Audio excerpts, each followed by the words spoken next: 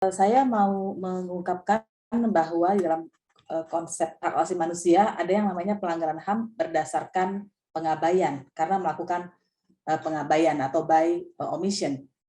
Dan dengan dasar itu sesungguhnya setidak-tidaknya ada 5 alasan mengapa pemerintahan Pak Jokowi dan Ma'ruf Amin melakukan pelanggaran HAM by omission, mengabaikan. Yang pertama adalah bertahun-tahun yang lalu sebetulnya Kejaksaan sudah berjanji untuk melakukan peninjauan kembali terhadap putusan Mahkamah Agung untuk putusan kasus Muhdi Purwopranjono. Dan kita tentu saja mengetahui bahwa waktu itu ada banyak sekali bukti, ada banyak sekali juga keterangan-keterangan, dan kemudian karena diputus bebas, maka kasus ini tidak diadili di pengadilan tinggi, tapi langsung ke Mahkamah Agung kasasi. Apa artinya? Artinya sebetulnya fakta itu tidak pernah diperiksa lagi, karena Mahkamah Agung itu hanya memeriksa pertimbangan hukum atau dia adalah iudex iuris. Karena itu kesalahan mendasar oleh kami dan juga para ahli tentang putusan Pengadilan Negeri Jakarta Selatan terhadap Muhdi Purwopranjono sebetulnya tidak pernah direview. Karena waktu itu salah satu hal yang membuat hakim ragu adalah karena percakapan telepon itu ternyata hanya selang waktu beberapa menit, tapi sudah melintasi beberapa puluh kilometer. Nah, itu kan sebetulnya justru menunjukkan adanya sebuah upaya penghilangan jejak, karena kita tahu bahwa ada peralatan tertentu yang membuat bisa mengacak posisi kita ya, sehingga menara itu menangkapnya itu bukan di tempat real kita berada. Nah, tetapi fakta itu ditafsir berbeda oleh hakim. Nah, juga kemudian ada persoalan paspor gitu ya, meskipun paspor seingat saya yang dikeluarkan adalah paspor hijau, padahal pejabat publik itu punya paspor jenis yang lain dan itu tidak pernah dipertanyakan. Jadi ada banyak sekali sebetulnya kejanggalan-kejanggalan dalam putusan Hakim PN Jakarta Selatan mengenai penafsiran fakta, dan penafsiran fakta ini tidak pernah diadili lagi sebetulnya karena tadi dia langsung ke Mahkamah Agung yang mengadili secara hukum. Yang kedua adalah tentang membuka temuan tim pencari fakta atau TPF. Kita tahu ini ya, ada banyak pernyataan-pernyataan janggal, tapi pada intinya Presiden Jokowi Dodo dan Jokowi dan pemerintahan ini tidak membuka temuan ini kepada publik. Meskipun temuan ini sebetulnya bisa kita dengan mudah kita temukan di berbagai situs gitu ya di internet, tetapi pernyataan resmi ini kan bukti bahwa pemerintahan ini bertanggung jawab atas hasilnya dan punya komitmen untuk menindaklanjutinya, dan itu yang tidak kita lihat. Yang ketiga adalah mengenai perhitungan ulang kadaluarsa.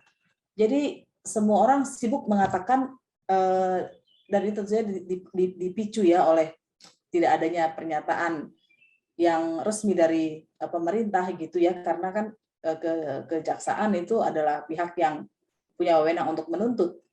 Di dalam pasal 80 KUHP dikatakan tiap-tiap tindakan penuntutan menghentikan daluarsa asal tindakan itu diketahui oleh orang yang dituntut atau telah diberitahukan kepadanya menurut cara yang ditentukan dalam aturan-aturan umum. Pasal 80 ayat 2 mengatakan sesudah dihentikan dimulai tenggang daluarsa baru. Dalam catatan kami setidak-tidaknya ada beberapa kali penuntutan, tapi kalau kita ambil yang penting-penting, maka ada pada sekitar Agustus 2005 ada penuntutan terhadap Polikarpus, dan pada Agustus sekitar awal Agustus 2008 atau pertengahan ada penuntutan terhadap Muhdi Purwopranjono. Artinya berdasarkan pasal 80 KUHP, kedua penuntutan itu setidak-tidaknya saja kedua penuntutan itu telah menghentikan daluarsa. Dan karena itu harus dimulai tenggang daluarsa baru. Berapa lama lagi daluarsanya dengan perhitungan baru? Itu sebetulnya adalah tugas penegak hukum. Tentu saja nanti bisa diperkaya oleh para ahli. Jadi harus ada perhitungan ulang baru terhadap masa daluarsa kasus Munir, karena jelas dia tidak bisa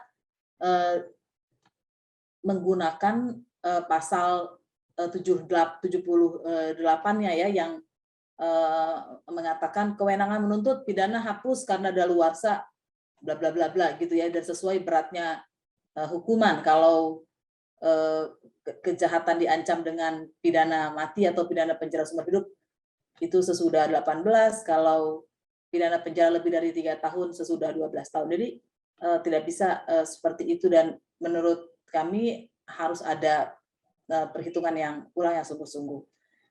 Yang keempat yaitu menindaklanjuti temuan tim pencari fakta. Sebetulnya di dalam temuan di dalam tim pencari fakta, temuan tim pencari fakta itu di sini ada Mas Usman Hamid, nanti bisa lebih detail isinya.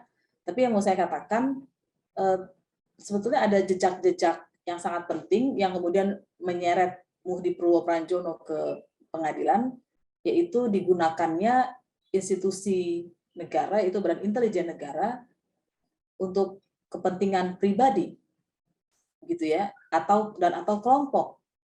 Dan karena itu pada waktu itu ada anggota BIN juga yang memberikan kesaksiannya.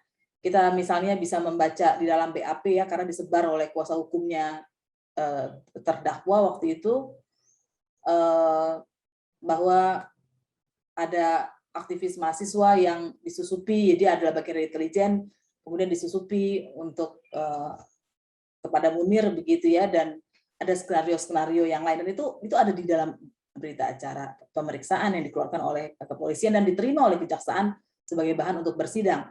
Juga masih ada berbagai kesaksian lagi, ada kesaksian As'ad gitu ya, waktu itu adalah wakil ketua BIN, dan temuan-temuan ini seharusnya masih bisa ditindaklanjuti, baik ditindaklanjuti dengan penegakan hukum atau perbaikan keorganisasian agar tidak ada lagi organisasi-organisasi, lembaga-lembaga di Indonesia yang dipergunakan untuk kepentingan pribadi di luar kepentingan negara dan bangsa.